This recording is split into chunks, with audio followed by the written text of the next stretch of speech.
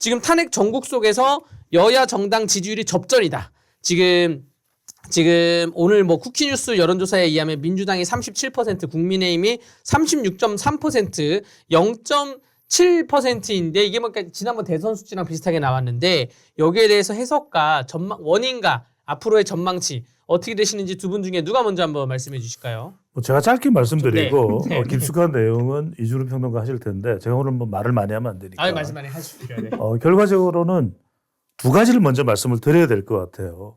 지금 여론은 8년 전과는 분명히 다르다. 이 말씀을 드려야 될 것 같고 8년 전과 다른 것에 있어서 첫 번째 기준은 바로 이재명 대표예요. 네. 그러니까 지금 탄핵 전국에서 민주당은 사실 50% 이상으로 지지율을 훨씬 더 끌어올릴 수 있는 혹입니다.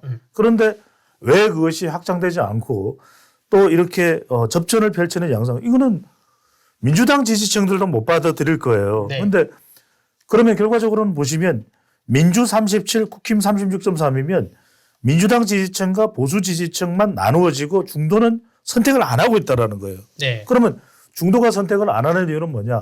윤석열 대통령의 비상계엄에 대해서도 잘못됐다는 생각을 한다. 중도를 말씀드리는 겁니다. 그럼 중도는 또 어떤 생각이냐? 아니 이재명 대표도 그렇다고 해서 우리가 면죄부를 줄 수는 없다. 그러니까 중도도 탄핵 직후만 하더라도 직무정지될 때만 하더라도 민주당 쪽으로 옮겨갔던 15에서 20%가 고스란히 빠져버린 거예요. 그래서 저는 이 기준이 지금의 여론, 심지어는 한국 여론평판연구소와 아시아투데이의 연구소 이 조사 결과에 대해서 여러 지적들이 많습니다만 이준우 평론가도 여론조사 전문가예요. 그런데 제가 말씀드릴 것은 어떤 궁금증이 있으면 중앙선거 여론조사 심의위원회 우리가 그토록 뭐 노래를 부르듯이 매번 이야기를 많이 하는 이 기관의 심의를 더 받으면 돼요. 그래서 받아서 진위 여부를 가리면 되지. 그게 가려지기 전에 명태균 조사다 아니다 뭐 믿을 수가 없다 고발한다 어쩐다 가짜다 엉터리다 누구와 관련돼 있다 뭐 고성국 TV와 예전에 조사를 많이 했더라 이런 이야기를 할 필요는 없어요. 정확하게 규명을 하면 될 일이고 다만 핵심은 이거라는 거죠. 오늘 두 번째 제가 말씀드리는 것은 보수가 결집하고 있는 여론은 분명하다는 거예요. 한국 여론평판연구소와 그 이야기를 하든 안 하든 간에 그럼 이렇게 된 배경은 결과적으로는 지금 여론의 형성에는 윤석열 대통령도 대통령이지만 이재명 대표가 기준이 되고 있다. 이런 분석을 해드립니다. 네, 여론조사가 지금 국민의힘 그리고 보수 우파 지지자들 사이에서 굉장히 주목을 받고 있죠. 이유가 뭐냐면요. 지난번 박근혜 전 대통령과의 다른 여론 지지도의 지지도율이 나타나기 때문입니다. 나타나는데 지난번에 박근혜 전 대통령 탄핵 때는요. 한 자릿수 내려간 이후에 회복을 못했습니다. 회복을 못했고 계속 쭉 그대로 이어왔다가 그대로 문재인 정권한테 정권을 넘겨줬었지요. 하지만 지금은요 굉장히 다릅니다.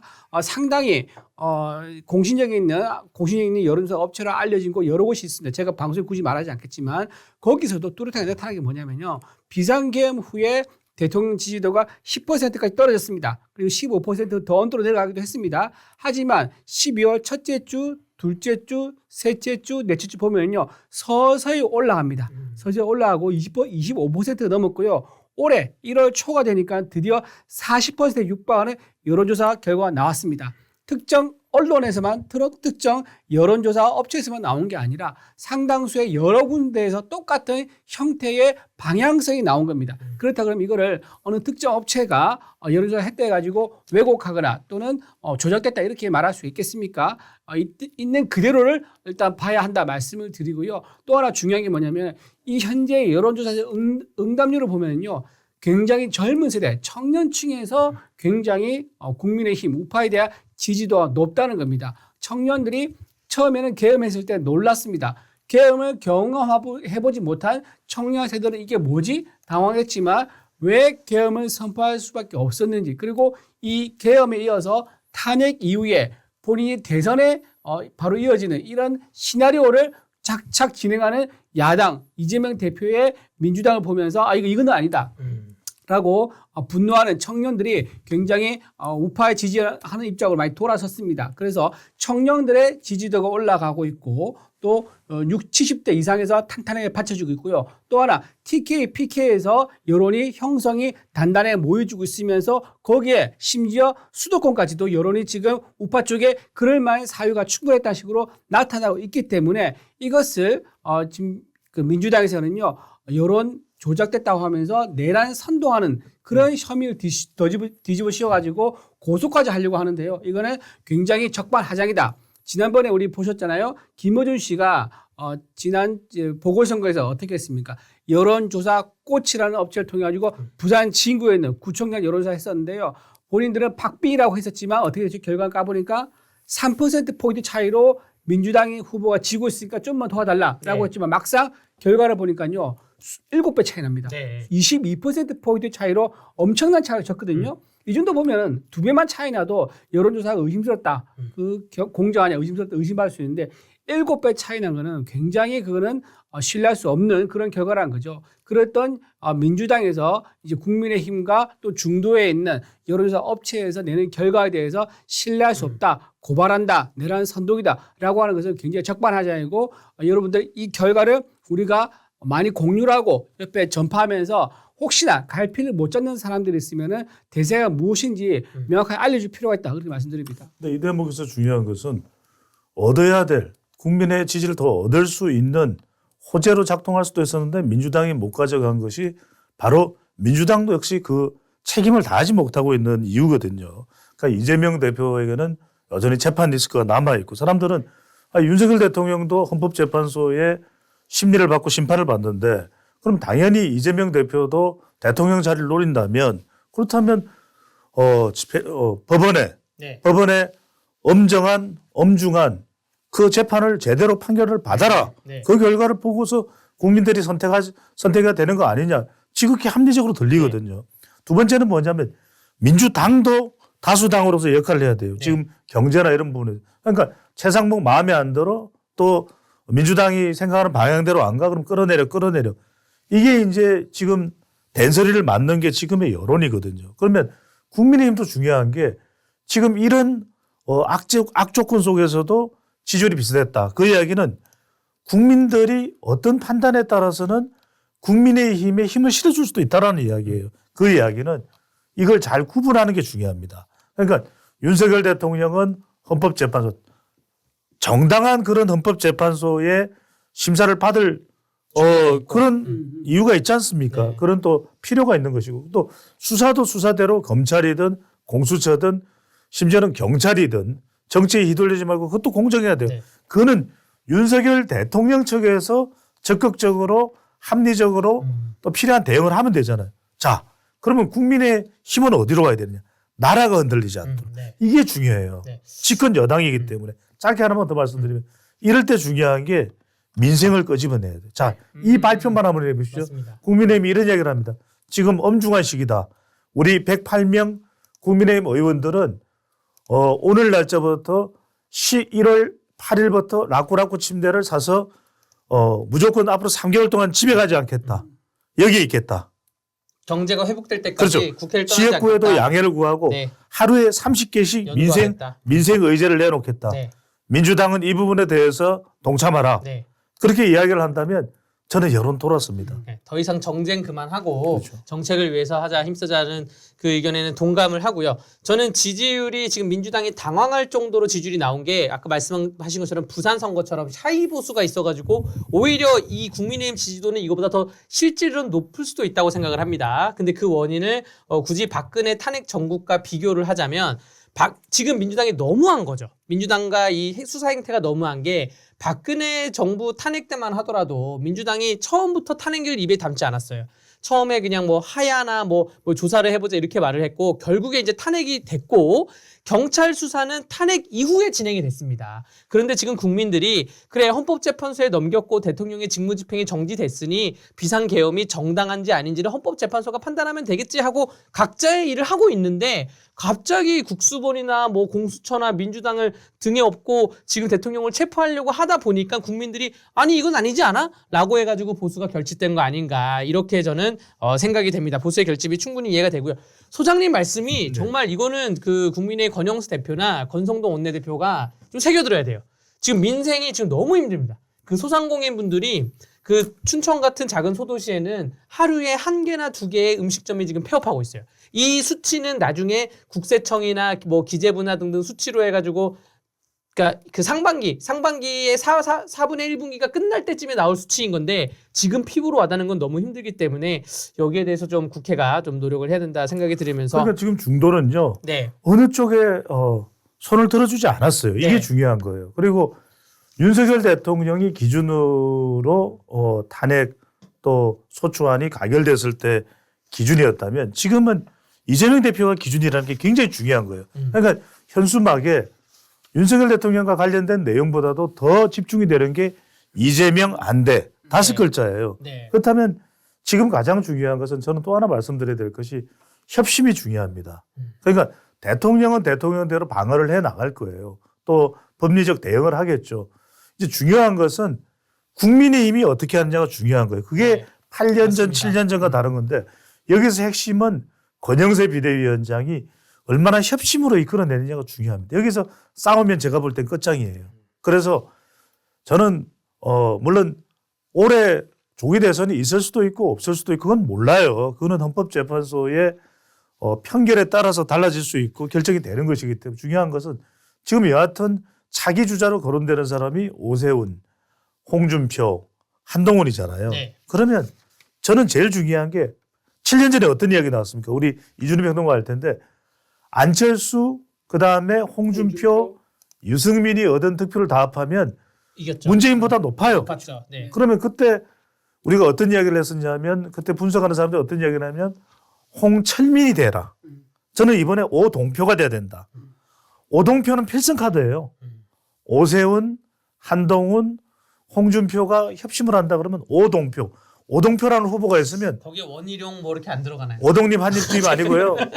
아니면 그건 제가 이제 나중에, 이름 네 글자로 가요. 아이고, 일본 알겠습니다. 이름이 네 글자로 네. 가면 복잡해집니까? 일본인으로 또 착각할 수도 있어요. 알겠습니다. 선우나 알겠습니다. 남궁이 아니면 약간 네. 착각할 수 있기 네. 때문에 그런 상황이지만 결국 제가 말씀드린 근본 지지는 특정인이 아니라 협심이 중요하다. 네. 이 말씀. 지금 저 말씀하신 것 중에서 이제 물론 이거는 조기 대선을 이제 가능성을 열어두고 한 거고요. 이거 확정되려면 헌재에서 신유를 물론 지켜봐야 됩니다. 아직 시작도 제대로 안 된 상황이라는 걸 말씀드리고 만약에 저는 이런 생각합니다. 조기 대선이 만약에 이루어진다면 조기 총선도 이번에 같이 하자.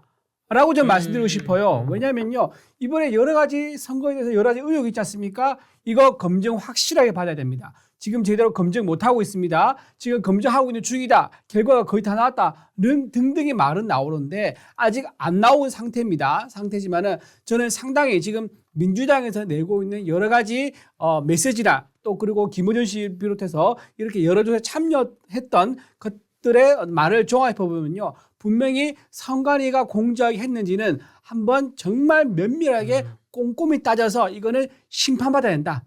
우리 해외에서는 그런 경우 있지 않습니까? 네. 선관위가 부정선거 의혹이 있는 거를 면밀하게 조사해서 한번 무효 선언을 하고 재선거를 한 적이 있습니다. 사례가 있습니다. 이것 또한 마찬가지입니다. 물론 전제할 수 없는 거지만 그런 의혹을 해소시키기 위해서라도 한 번 정도는 이거를 의혹을 털고할 필요가 있다.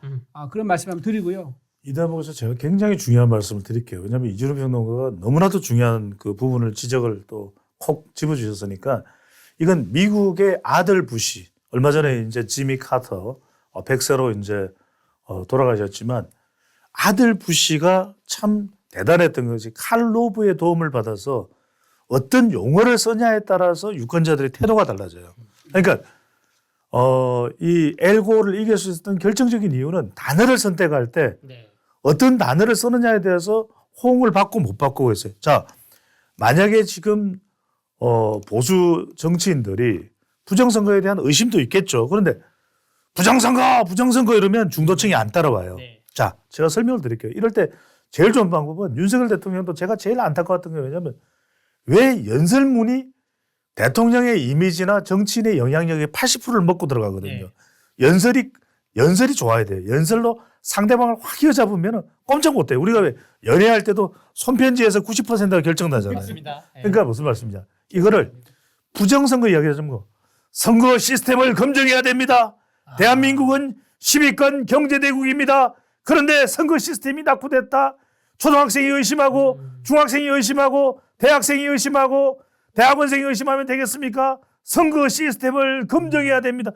이러면 확 선거 다르네요. 시스템을 확 다르네. 선거 네. 시스템을 검증하는 것에 대해서 누가 반대하겠어요? 부인할 수 있는 네, 사람이 누가 있으면 반대하겠어요? 야 네. 선거 시스템 검증하자니까 네. 반대야? 왜 반대야? 네, 해킹 안 되게 검증하자. 왜 반대야? 반대야. 그럴 수 왜 있죠. 반대야? 아. 이렇게 접근하는 게 굉장히 중요해요. 왜냐하면 부정선거라 그러면 보수층은 결집할 수가 있어요. 네. 하지만 중도층은 안 따라요. 근데 아. 선거 시스템을 검증합시다. 그러면 중도층에서도 아니 뭐 저렇게 뭐가 그 문제였길래 저렇게 이야기하는지 한번 검증이나 해봅시다. 네. 그러면 이렇게 나올 수 있어요. 저는 아들 부시 제가 그래서 그런 말씀을 드립니다. 윤석열 대통령에 대해서 국정 분석을 할 때도 항상 저는 근거 있고 대책이 있는 분석을 해드렸는데 중요한 건 이 연설이에요. 이 연설을 상대방을 확 휘어잡고 경쟁자들을 완전히 제압할 수밖에 없는 글로서 네. 말로서 그게 지금 필요하다라는 네. 말씀. 뭐 선거 시스템 공정화 이거 짧게 검증하자. 팩트만 예, 네, 팩트만 말씀하세요. 짧게 더 그렇죠. 말씀드리고 네. 이제 다음 넘어갈게요. 네. 작년에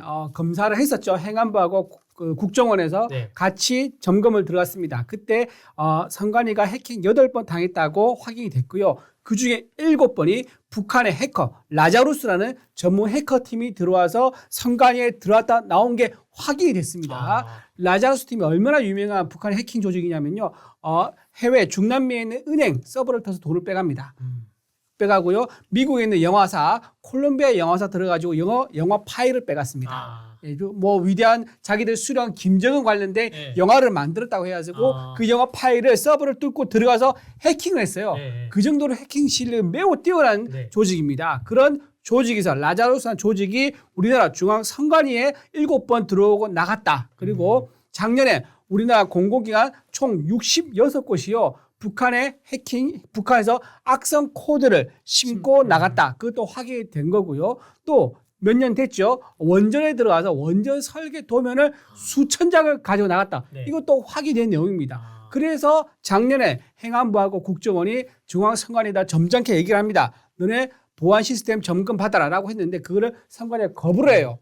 그 상태에서 이번 총선 치렀단 말이에요. 그것 때문에 계속 끊이지 않는 거예요. 이렇게 선관위가 비밀번호를 기본적인 비밀번호를 1, 2, 3, 4, 5로 맞춰놓고 북한에 해킹 7번 당하고 또 모의 테스트 해보니 실제 해킹이 되고 이런 결과가 나왔는데도 우리가 외부에 점검 안 받겠다 한 상태에서 총선을 치렀으니 국민들이 의심하지 않을 수 없지 않습니까? 감사원이 감사를 한다고 하니까 선관위에 그렇죠. 선관위가 감사를 거부하면서 우린 독립기관인데 누가 우리를 건드냐.